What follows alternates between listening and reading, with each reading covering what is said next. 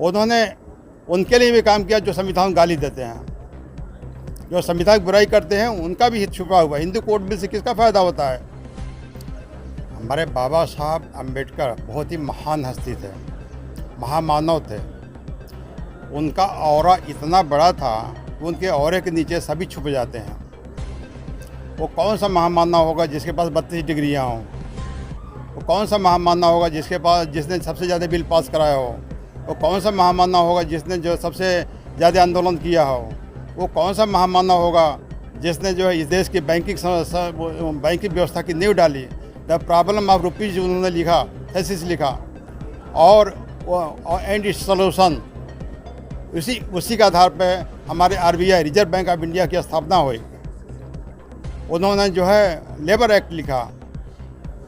उन्होंने उनके लिए भी काम किया जो संविधान को गाली देते हैं, जो संविधान की बुराई करते हैं, उनका भी हित छुपा हुआ है। हिंदू कोड बिल से किसका फ़ायदा होता है? सभी महिलाओं का फायदा होता है। प्रश्न तो विचारणीय है, लेकिन जैसा कि आज जयंती मनाई जा रही है जी, तो इस जयंती पर क्या चुनौतियां दिखाई दे रही हैं देश में? हमें हर तरफ चुनौतियाँ दिखाई दे रही हैं। आपको मालूम होना चाहिए कि अंतर्राष्ट्रीय मजदूर संगठन की रिपोर्ट है, इंटरनेशनल लेबर ऑर्गेनाइजेशन, 83% यहाँ पे लेबर जो है उसको काम नहीं मिल रहा, काम खोज रहा, काम नहीं मिल रहा। 30 वर्ष के नीचे हैं जो भी लेबर फोर्स है, ग्रेजुएट हों, पोस्ट ग्रेजुएट हों, इलिटरेट हों, उनको काम नहीं मिल रहा है। और जिनको काम मिला हुआ है 22% ऐसे हैं जो काम कर रहे हैं, अपना पेट पाल लेते हैं, वो अपने परिवार को पालते हैं, कुछ और भी दिक्कतें जो होती हैं अपने समाज में देख लेते हैं। 78% ऐसे हैं जो उसके नीचे हैं और बहुत ही दिक्कत झेल रहे हैं। 78% में से 36% ऐसे हैं जो कमाते हैं, वो खा जाते हैं, अगर कुछ बचत करते हैं बहुत मुश्किल से बचत करते हैं।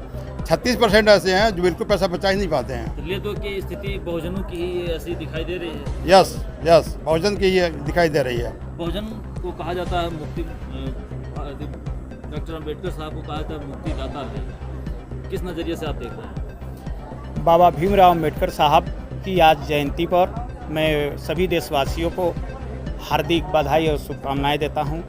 और बाबा भीमराव अम्बेडकर जी का मूल मंत्र था, शिक्षित बनो, संगठित रहो, संघर्ष करो। इसी में पूरा संविधान का मूल मंत्र छिपा हुआ है।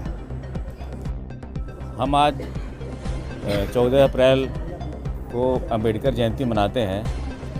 हमारे देश में तमाम उत्सव मनाए जाते हैं। वो उत्सव हमारे बहुजनों के हार के उत्सव होते हैं, जिसमें बहुजन पराजित हुए थे।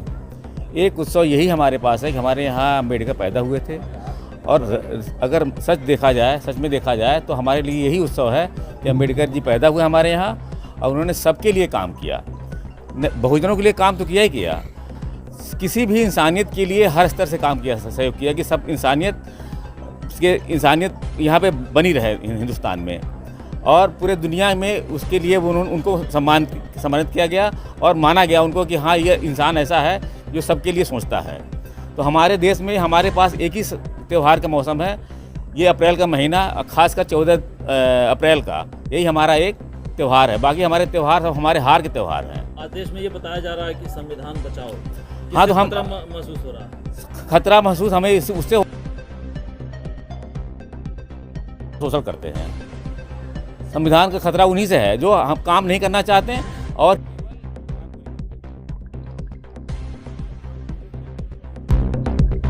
जो काम करने वाले लोग हैं उनका शोषण लगातार करते रहें। अंतिम तौर पर क्या मैसेज देना चाहेंगे? मैसेज हम ये देना चाह रहे हैं आज की डेट में कि हमारा बहुजन समाज और हमारी सारी महिलाएं, चाहे किसी समाज से बिलोंग करती हों, वो बाबा साहब को पढ़ें और जानें कि बाबा साहब ने उनके लिए क्या किया है, और संगठित होकर इस हमारे जो समाज में कुरीतियाँ फैली हुई हैं और असमानता के लिए हमारे कुछ समाज के लोग ही समानता लाने के लिए तत्पर हैं, हमें उससे मुंहतोड़ जवाब देना है और हमें क्या कहते हैं उससे अपने संविधान को बचा लेना है। संविधान हमारा दुनिया का सबसे अच्छा संविधान है, दुनिया का सबसे अच्छा संविधान है, और ये गलत हाथों में पड़ा हुआ है। हमें उस गलत हाथों से उसको आज़ाद कराना है और संविधान मूल निवासियों के हाथ में देना है और समतामूलक समाज का स्थापना करना है। क्या नाम है आपका? मेरा नाम डॉक्टर नरेंद्र देव है। मैं BRG मेडिकल कॉलेज में प्रोफेसर हूँ।